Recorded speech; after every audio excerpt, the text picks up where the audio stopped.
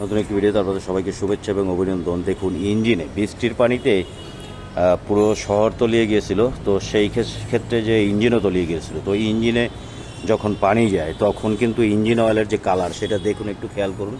নিচের দিকে আমি একটু হাতে করে এনে আপনাদেরকে দেখাচ্ছি। এই যে দেখুন ইঞ্জিন অয়েলের কালারটা খেয়াল করুন, দেখছেন সাদা দুধের মতো হয়ে গেছে। এটা অরিজিনাল ইঞ্জিন অয়েল ছিল বিদায় কিন্তু সাদা, এই যে আঠা আছে সাদা হয়ে গেছে, যেহেতু ইঞ্জিনে পানি ঢুকেছে। বৃষ্টির পানিতে পুরো ইঞ্জিন তলিয়ে গিয়েছিল, যার ফলে পানি ঢুকেছে। পানি ঢুকে ইঞ্জিন অয়েলের কালার, পুরো কালারটাই দেখুন সাদা হয়ে গেছে। আমি আবারও দেখাই, এই যে দেখুন ইঞ্জিন অয়েল পড়তেছে, এই যে হাতে দেখুন, খেয়াল করুন।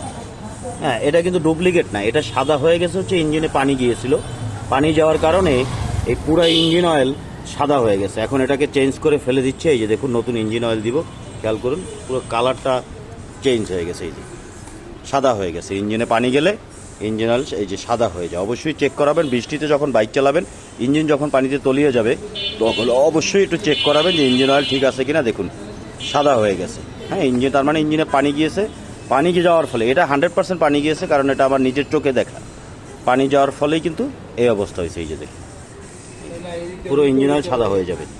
যদি কখনো ইঞ্জিন তলিয়ে যায় পানিতে চালান, তখন অবশ্যই ইঞ্জিন অয়েল চেক করাবেন, এবং যদি সাদা হয়ে যায় তাহলে অবশ্যই চেঞ্জ করাবেন, তাহলে ইঞ্জিনের ক্ষতি হবে। ভিডিওটি দেখার জন্য ধন্যবাদ সবাইকে।